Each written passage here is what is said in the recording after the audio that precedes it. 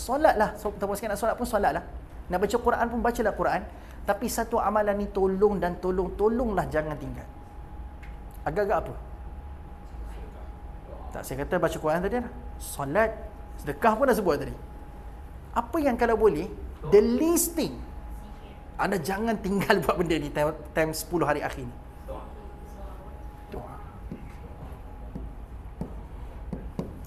Bukan saya sebut tau. Yang ni bukan saya sebut. Nabi bagi isyarat, benda ni jangan tinggal. Pernah sekali Nabi bagi tahu Aisyah radhiyallahu anha tentang satu amalan. Kalau boleh Aisyah, kalau kamu bertemu dengan malam al-qadar ni, tolonglah jangan tinggal baca doa. Nabi tak cakap dekat Aisyah please make sure kau jumpa malam al-qadar tahajud 20 rakaat. Tak ada. Kita tak jumpa Nabi cakap macam tu. Make sure malam tu kalau kau jumpa kau khatam Quran, wahai Aisyah. Tak, Nabi tak cakap macam tu. Yang kita dengar dalam riwayat yang sahih adalah kau jumpa malam tu kau baca doa. Dan bukan sekadar Nabi suruh baca doa, Nabi ajar skrip sekali. Skrip doa tu Nabi ajarkan dekat Aisyah. Anda pernah dengar doa tu dan pernah amalkan tak doa tu agak-agak? Kan? Doa dia macam mana bunyi dia? Allahumma innaka afuwun tuhibbul afwa fa'fu anni. Kalau tutup seorang lah. Kalau nak jamakkan fa'fu anna. Okey. Dan saya rasa Tuan Puan sekalian tak baca pada 10 hari akhir je kot. Awal-awal Ramadan lagi Tuan Puan sekalian dah dengar imam lepas 4 rakaat tu dia baca doa Allahumma innaka afuwun. Betul? Kan? Dan saya rasa sebelum Ramadan pun ada dah amal doa ni dalam bacaan lepas solat anda. Betul tak? So doa. Kenapa dalam banyak-banyak amalan Nabi suruh doa? Kenapa tak suruh solat banyak-banyak? Kenapa tak suruh baca Quran? Bukan kata tak boleh baca Quran. Bukan kata tak boleh baca, tak boleh solat. Tapi kenapa dalam banyak-banyak amalan Nabi tekankan ni? Kenapa? Keampunan. Okey, satu dari sudut maksud doa tu memang menuju kepada keampunan lah. Tapi kita nak bincang dulu amalan tu dulu. Kenapa doa? Kenapa Nabi tak sebut baca surah tertentu ke?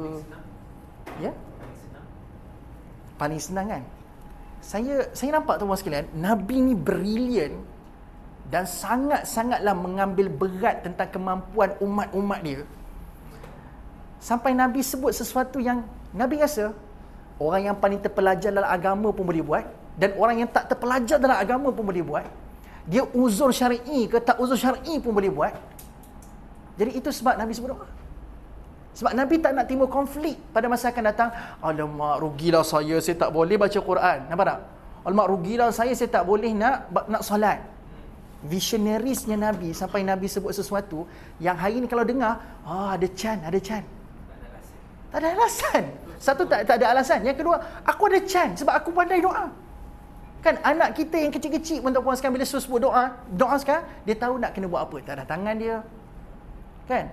Kalau tak hafal pun doa-doa Allah alhamdulillah rabbil alamin wassalatu wassalam, tak hafal pun yang tu dia tahu. Dia tak ada tangan, ya Allah nak ni. Walaupun tidaklah dalam bahasa dan skrip yang biasa kita dengar dalam ucapan ataupun dalam doa yang rasmi, tetapi dia tahu ini babak aku boleh minta apa-apa pada Allah. Kan? Doa ni semua orang boleh buat tuan-tuan sekalian. Sebab tu Nabi kata, kalau kamu ni jenis pemalas sangat nak beribadah pada Allah, doa takkan tak boleh buat. Kalau kamu ni yang jenis suka mengutamakan kehendak-kehendak kamu, bukan, dan mungkin barangkali susah nak mengutamakan kehendak-kehendak yang Allah tetapkan pada kamu, takkan doa pun tak boleh. Kan? Doa je. Dan berdoalah kepada Allah. Sebab tu kalau boleh tuan-puan sekalian, sepanjang Ramadan mungkin ada setengah-setengah untuk golongan perempuan dia tak boleh nak mendekati salat. Tak boleh nak mendekati Quran disebabkan ada kekangan, uzur syar'i. So anda boleh buat macam ni. So tak ada alasan pun, saya ni golongan yang tak terpilih untuk bertemu dengan mana al-qadar. Tak ada. Ada lagi amalan boleh buat.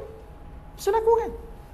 Okey, tu sekarang kita dah bincang kenapa dalam banyak-banyak amalan dibawa tentang doa. Sekarang kita nak bedah siasat pula seterusnya. Kenapa doa yang Nabi ajar tu berkisarkan pasal keampunan? Doa ni kita dah pernah bincang sebelum ni. Kita dah pernah bedah siasat dah pun. Kenapa afuun, kita dah bincang sebelum ni. Yang saya nak highlightkan, kenapa idea besar doa ni pasal keampunan? Kenapa tidak sesuatu yang mungkin selalu diinginkan oleh manusia tentang rezeki ke? Kenapa tidak ditawarkan skrip yang terbaik daripada Nabi itu? Malam tu kau minta rezeki daripada Allah. Allah marzuqnal mal, Allah marzuqnal nuqud, Allah marzuqnal bait.